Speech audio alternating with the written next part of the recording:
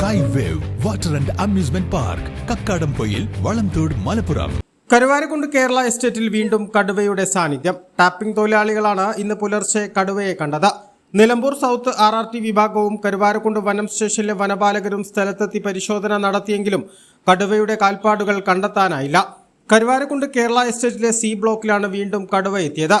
കഴിഞ്ഞ വർഷം കടുവയുടെ ആക്രമണത്തിൽ ടാപ്പിംഗ് തൊഴിലാളി കൊല്ലപ്പെട്ട സ്ഥലം കൂടിയാണിത്. കടുവയുടെ സാന്നിധ്യം വീണ്ടും ഉണ്ടായത് ജനങ്ങളെ ആശങ്കപ്പെടുത്തുകയാണ്. കടുവയെ പിടികൂടാൻ സ്ഥാപിച്ച കൂട്ടിൽ പുള്ളിപ്പുലി കുടുങ്ങിയതും ഇവിടെയാണ്. പിന്നീടാണ് കടുവയെ പിടികൂടിയത്. കടുവയെ കണ്ടുവന്ന ടാപ്പിംഗ് തൊഴിലാളികൾ പറഞ്ഞ പ്രദേശത്ത് വീണ്ടും മഴ പെയ്തത് കടുവയുടെ കാൽപ്പാടുകൾ കണ്ടെത്താൻ തടസ്സമായിട്ടുണ്ട്. സമീപത്തെ അളകളിൽ ഉൾപ്പെടെയാണ് വനപാലകർ തിരച്ചിൽ നടത്തിയത്. ഈ പ്രദേശത്ത് കാട്ടുപന്നികളുടെ കാൽപ്പാടുകൾ കാണാനുണ്ടെന്നും വനപാലകർ പറഞ്ഞു. എന്തായാലും ജാഗ്രത പാലിക്കാൻ ജനങ്ങൾക്ക് വനം വകുപ്പ് മുന്നറിയിപ്പ് നൽകിയിട്ടുണ്ട്. സൈലന്റ് വാലി വനമേഖലയോട് ചേർന്ന് കിടക്കുന്ന ഇവിടെ കടുവയുടെ സാന്നിധ്യമുള്ള പ്രദേശം കൂടിയാണ്. A+ vision Karuvarakundu.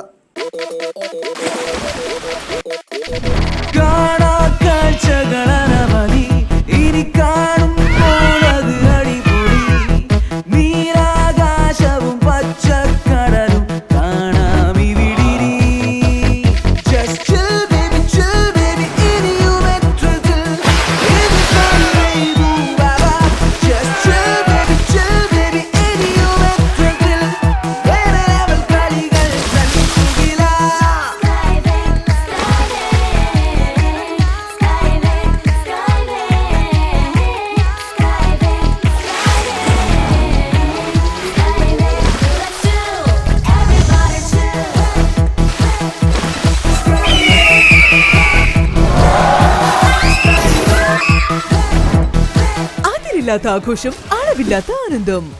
Skywave amusement park, Kakkadampoyil, Malappuram.